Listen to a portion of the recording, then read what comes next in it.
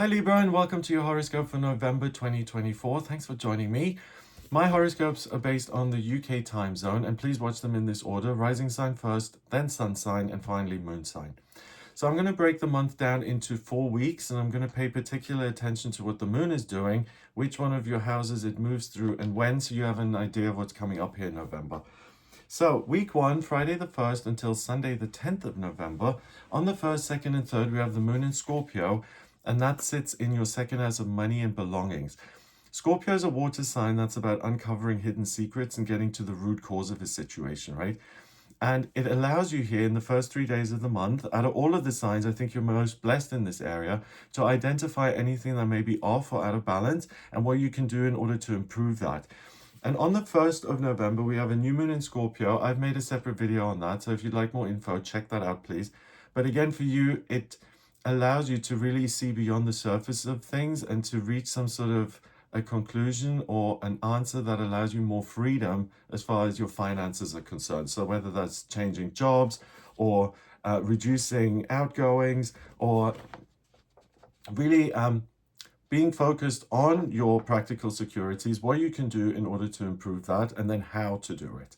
On the 2nd of November, we've got Mercury, the communication planet. It ingresses out of Scorpio in your second house, and it moves into Sagittarius in your third house of communication and perspective. So Mercury is the communication planet, and in Sagittarius, it's very much about the future, what could happen, adventure, learning, teaching. So with Mercury going into your third, the focus is off the finances so much. So I would say really use the opportunity on the 1st of November, because from the 2nd of November on here, I think there's a greater interest in exploration, particularly your surroundings, being out in nature, but also looking at things information-wise and media-wise that you may be unfamiliar with. And I think you're going to be more interested in weighing up the other person's point of view and really broadening your horizons and opening up your perspective. On the 4th and 5th, we have the moon going into Sagittarius and joining Mercury in Sagittarius in your third. So this is like a thirst for knowledge. It's a wanderlust. It's a desire to take time off and to simply be alive, not to be particularly productive, but just to explore and to be in the moment. So again, I think the first bit of November here really gives you the opportunity to get things sorted out in a really meaningful way, so that it frees you up to pursue things which you might find enjoyable. If you have the opportunity to take a bit of time off here in November, the 4th and 5th are ideal for that. On the 4th of November, we have Mars, the planet of masculinity and ambition and drive.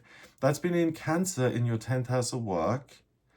And I don't think Mars in Cancer is a particularly happy placement, because Mars in Cancer is kind of frustrated. It's forced to consider everyone else's needs as well as its own. So when Mars now goes into Leo in your 11th, that's really positive, because Leo is a fire sign, Mars, the red planet of ambition. In Leo, it really allows you to step into your own power and to say, hey, what is it that I want for the future? And how can I make memories for myself, not in 5 years or in 10 years when I've accomplished anything, or everything, but what about now? So Libra, you really have this opportunity here to get back to basics as far as your everyday's experience is concerned, and really rediscovering what makes you happiest in the moment.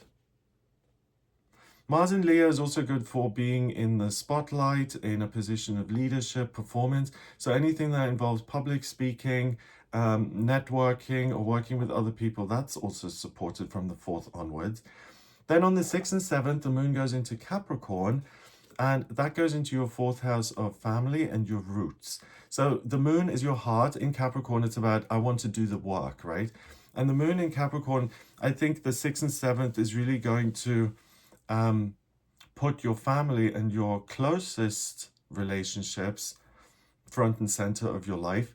And I really think that you'll want to help other people or kind of extend your strength and your lightheartedness in order to support others.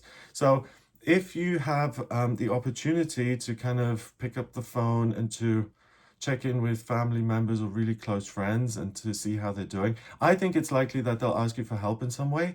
And that if you provide that, It's an opportunity to really just be of service, but also to strengthen the relationships, to kind of do the friendship work so that you feel you're closer and you're able to support other people and vice versa, right? So it kind of gives you a sense of, I've got both feet firmly planted on the ground as far as my relationships are concerned.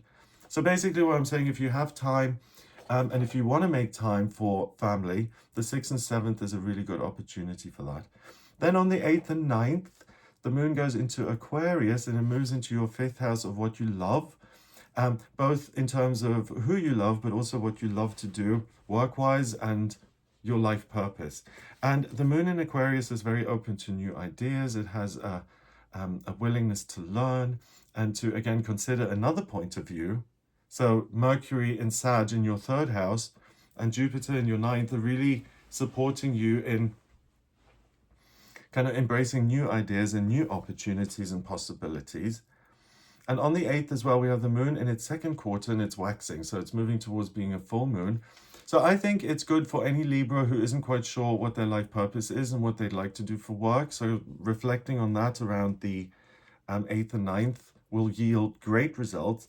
But I also think it's an opportunity to open yourself up to new relationships. So if you're single, going on dates, the 8th and 9th is really great for that.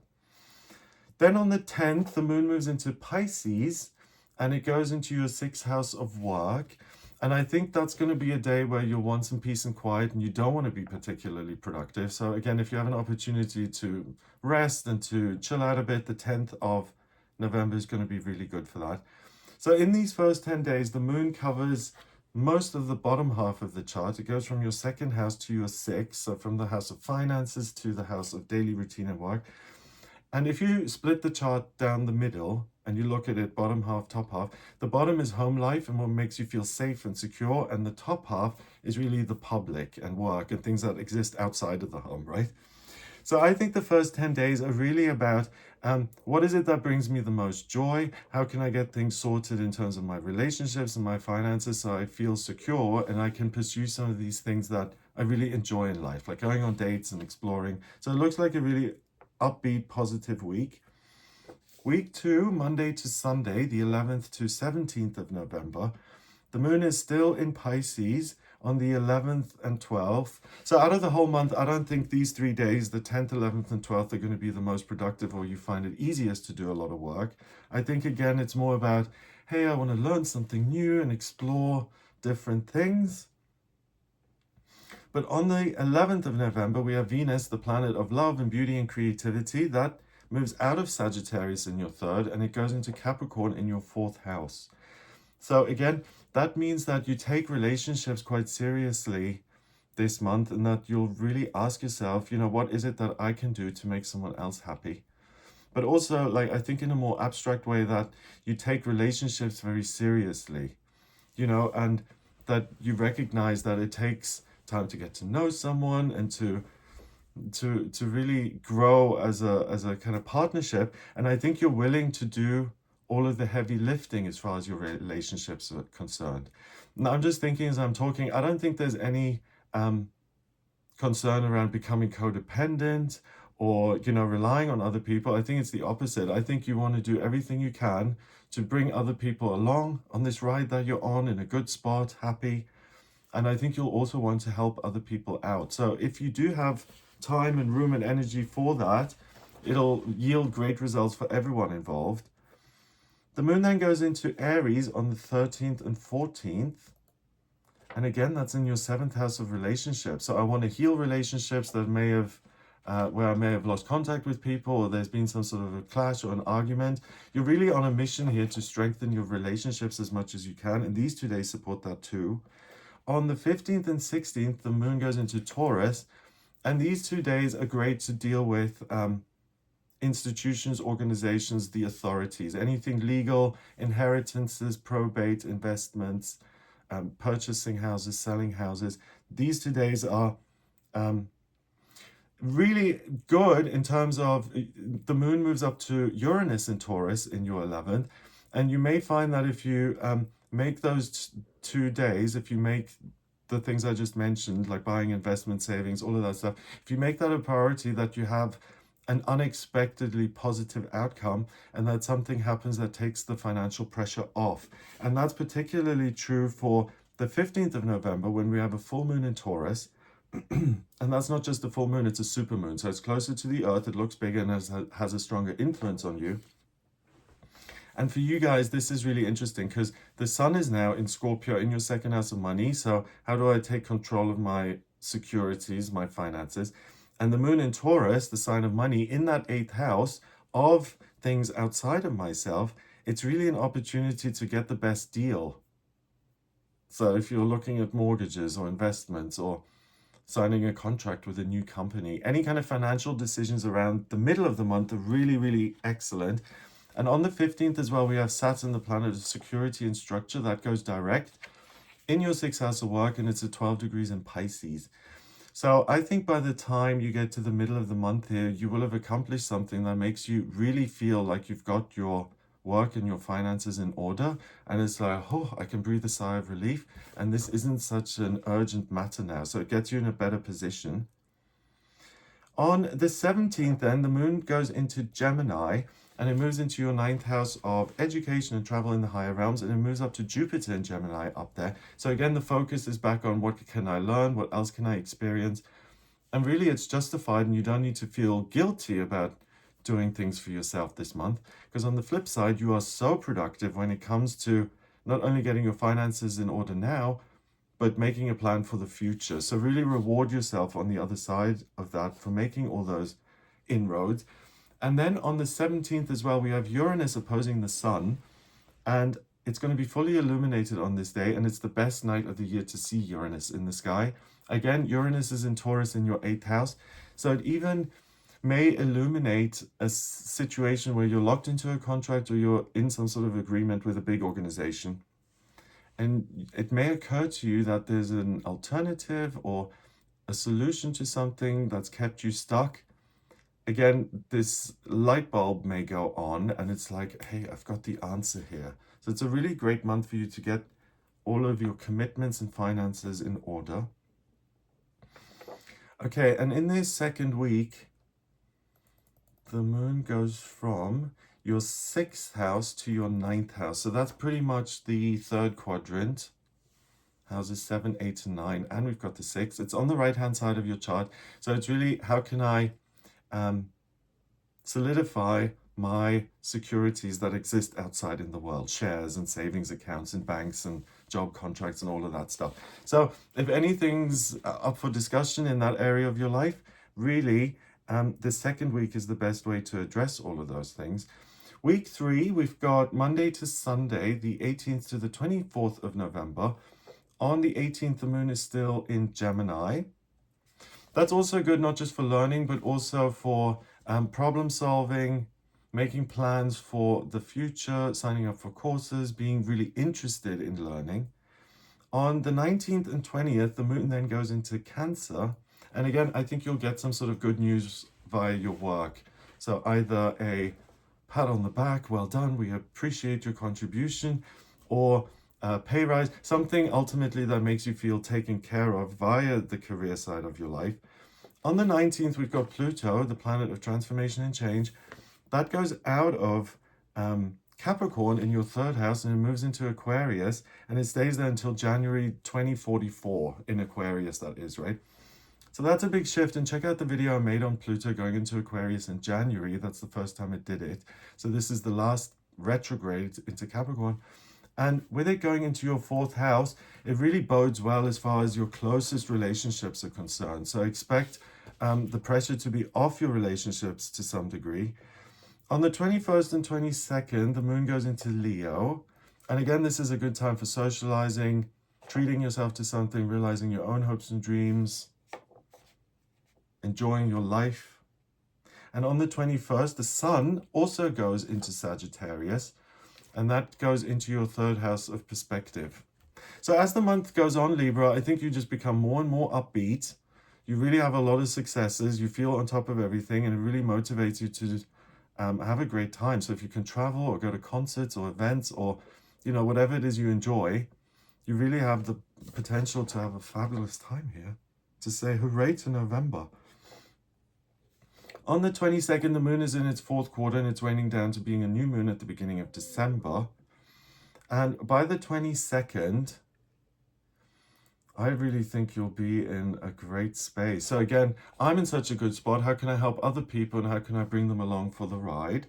On the 23rd and 24th, the moon then goes into Virgo in your 12th house of spirituality. And Virgo is like the nurse. And in that 12th house, it's like the spiritual nurse, the healer. So I think that these 2 days are going to be full of a sense of well-being, but also you may have dreams or you may get intuitive messages that, when actioned, allow you to perfect your sense of physical well-being, but also in the sense of, I know what's going on in my life. I feel safe because of that. I'm not switched off or in denial about anything. I've looked at everything. I feel in control, and it's justified for me to enjoy this time where the pressure is a little bit off and I feel like I'm being taken care of by the higher realms. So week 3, the moon goes from your 9th house to your 12th, and that's pretty much quadrant 4, and that's about transcending the existing self. And I think you'll find improvements either in a sense of a spiritual well-being and connection, or hopes and dreams have been realized and have come true, so that's motivated you.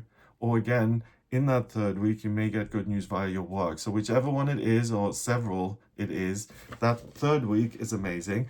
And finally, week 4, Monday to Sunday, the 25th to the 30th of November, the moon is still in Virgo on the 25th in your 12th house, so that sense of well-being continues.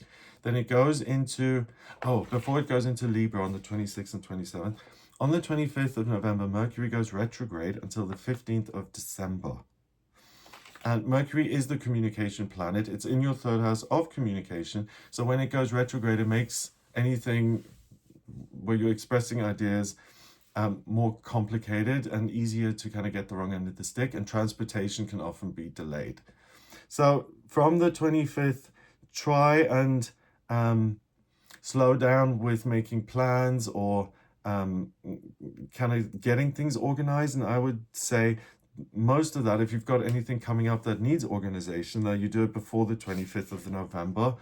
And from the 25th until the 15th of December, just expect things to take a little bit longer and for you to sometimes misinterpret things as well. On the 26th and 27th, we've got the moon going into Libra in your sign, so it's in your 1st house. And really, I think it's another opportunity to either heal an existing relationship or to make new connections. So if you're single and dating, it's great for that.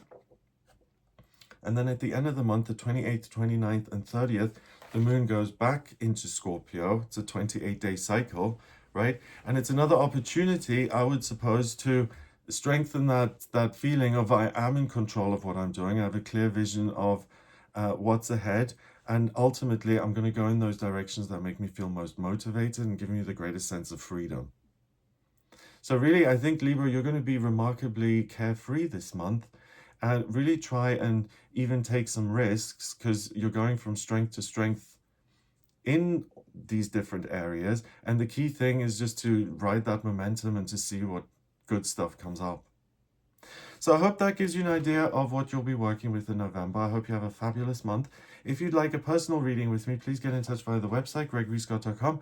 To draw up your birth chart, I need your place of birth, date of birth, and time of birth. If you don't have the time of birth, then please order a chart rectification. That's a process where I work it out. And once I have the chart in front of me, I can analyze that. And if you have any questions around what's coming up in future, what's happening in love life, moving, finances, or living situation, and even specific locations, I use the astrocartography for that. So if you have any questions, get in touch via the website. If you like this video, give it a thumbs up, please, so it shows up in searches. Subscribe for more videos and share it with people who you think might like it so that the channel grows. I hope you have a wonderful time, and I'll speak to you soon.